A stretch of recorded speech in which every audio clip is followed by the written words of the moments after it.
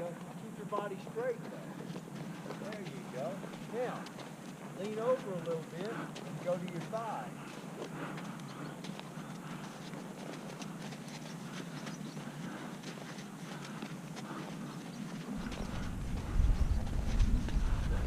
So we're going to work on some things. That's just to give you an idea kind of what you'll feel a difference there, Lolly. We were talking about earlier, like Linda was saying to her that she leans over. And I said, well, it's true, and she has been, but I have to make you effective first and pretty later. It makes you pretty effective. If I try to do it the other way, you end up down there. So, and like I told her, I said, unfortunately, 60% of the people that you're in this barn with show horses. So they're in a show etiquette frame of mind. Your body looks like this. You can't do this. You can't, because they're in that proper, we're going to use the word proper bending, proper riding, however you want to do it. But I'd rather you be effective first and be pretty later. So effective means I may come here. I may lean over a little bit here. Okay? Then I may sit up. But I can't teach you unless I can tell you what it feels like to do a circle, what it feels like to change the momentum in the horse, a good stop, a good lead, whatever the case may be. Until you feel that, I can't get anything to help you. And that's a large spectrum. Then we start getting to where, okay, we're gonna be particular on things. That's a particular thing, okay? So, now, here's also too what we're gonna work on today. So, like Dave said, we got ahead of everybody on the trail, right? So that's one thing that he's learning. But what we're going to teach Dave and use Dave a little bit of on the trail is this. We're going to teach two things. One thing is Lolly's going to hang way back. Dave's going to go way far forward. And here's what I'm going to do, is I'm going to teach Lolly how to catch Dave. I'm going to teach Dave how to come back to Lolly. Okay? It's just little things, all right? So there's a rule whenever there's an unstated rule we're going to say. And the unstated rule is this. You never get further away than 25 feet from your group. Okay, so what if there's more than one horse, two horses? Never get further away than 25 feet. If you're the lead horse, you're never further away than 25 feet. From the last horse or the second horse? From the second horse. I got you. Okay. This party is not, now the only way that this party gets strung out is this. He's 25 feet from you. You're 25 feet from them, you're 25 feet from them, you're 25 feet from them, so on and so on. Never fails. You get more than 3 horses, one of them is going to be a pusher. Going to try to push to the front. Okay? There's also going to be a horse that wants to go fast. It's going to happen. So, we're going to do a thing called leapfrog. Okay. Right? So, it's kind of, I may have done this with you before, I may not have, but it's a great thing to do on the trail. Okay? And we're going to give you some additional tools as well. Do a little bit of trail riding thing, like I did before, the balance thing that I did with you with the hip when I was here last time. We kind of are going to combine those in a weird sort of way. So now we're talking about the square. Yeah. Okay. Go the ahead. square does what for us? Okay, I know it's the seafoams, but how does that relate to the trail? Okay, so here's what I wanted you to feel the difference on. If you're going along, and let's just say, and we're going to practice this. Dave's horse, Blue, moves fast. We know that. How can we get Dave to slow down other than just pulling his horse up and standing there? Or sitting there doing figure eights and, you know, disengaging him while everybody else is trying to catch him. How can he get his horse to settle? I got you. What do we have to have in our mental toolbox to get a horse to settle? 3 things. You got to have 3 of the same things, but different feel. What's that mean? So, Dave's going out. Here's a perfect example. So, Lolly, you come here. Dave, you come over here. Lolly, you're going to go to the corner and be facing this way. Dave, you're going to go past that white jump standard right there. Now, Dave, you're pretty good with distance. What kind of distance would you say this is? Stop right there. Just give Lolly a little look and see. How far would you say that is? About 20 meters. Okay, so 16 feet. Probably pretty good guess. So I don't know, but I'm going to say yeah. So here's the thing. Now, here comes Lolly. Okay? Dave, you go. Okay? Walking, all of a sudden, Now you're going to trot, Dave. Come on. Now you're going to start doing a square, Dave. To the inside. There you go. Oh, I see what that, okay. Now, Now you're going to do a square. Now, look where you're at together. 25 feet apart.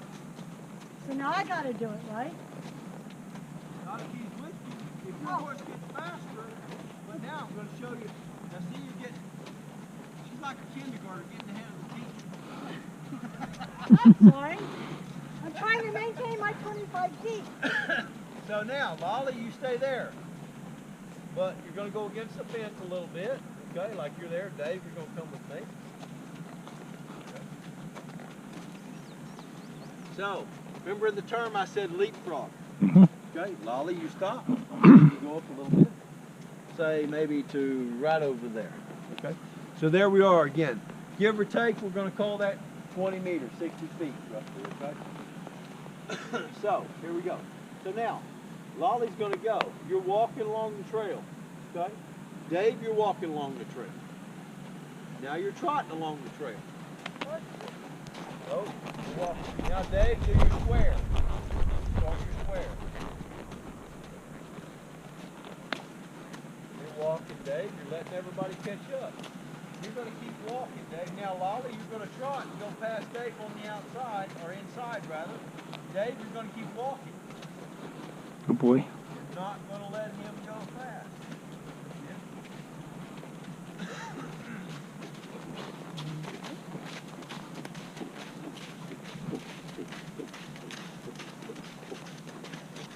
Lolly, you're going to walk. Dave, you're going to trot on the inside of Lolly like all of a sudden you're taking off. Stay away from that mud down there in the corner, guys. First to the inside. Go ahead, Dave. Come. Good, good. So he's taking off. Here's Lolly. Keep going, Dave. Keep going. Keep Come. going. Keep going. So all of a sudden, Blue and Dave are taking off. Okay? Keep going. Now what you can do is square again, Dave. And all you got to do is start the square. What's going to happen? Gonna slow down. Now, He's going to slow down. Okay? Look where we are. Now, here's the key to doing this exercise, is that sometimes you're just going to play with this. Sometimes Dave's going to do 4 squares. Now, if the squares don't work, remember we got 3 things that we deal with, right? That we always have in our mental toolbox. We're going to do what's called the spring, just like you're doing a coil spring. Okay? But you're going to do a coil spring because immediately whenever you go to turn and bend this horse slows down. Mm-hmm. See, it's all about knowing what you're trying to teach somebody with the horse they have. How do you get through to this horse with Dave? Lolly, how do I get through to this horse with you? Okay? And it'd be different. You really want to see mass confusion. You see a trainer show up one day and you flip-flop horses. They're done. I got no idea, because how are they going to make you look good on that horse right over there, and you're going to 2 different riders. This horse moves quick and fast. Dave's okay with that. You would not be okay with that. So how do we get you to relax to want to ride that horse, and how do we get Dave onto that horse, and that horse there, he's going to want to shoot himself. Now he's going to be like, and he's waiting for something to happen. You know, he's geared up and ready. He just had 47 Red Bulls. And poor old Deuce is over there like. Yeah. So no.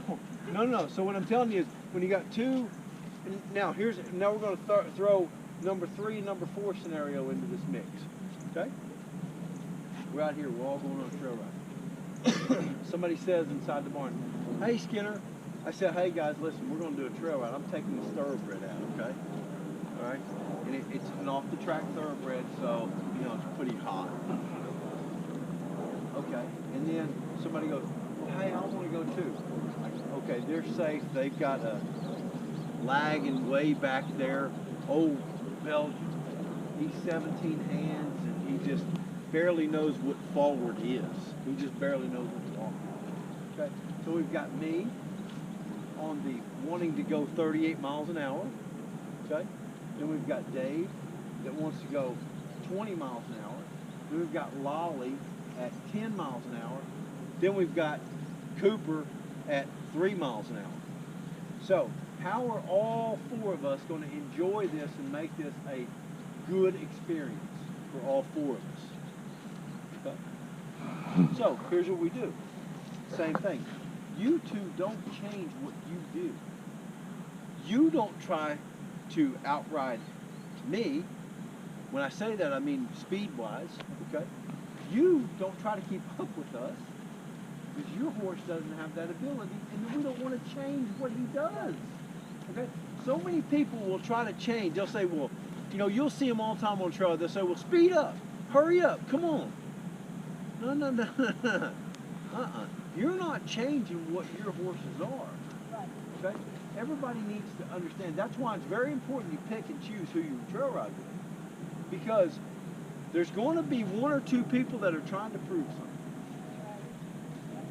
something. Never fails. Never fails. I don't care if you're here or you're 1,400 miles away. Okay? Because we used to do dumb stuff. Yank the bridle off when you're trail riding. You know? Yeah, there's some people still around here that do that. So, you know, but that's why I say, now, you know, if I would have tried to do that with my dad or one of my uncles or something, I would have got beat.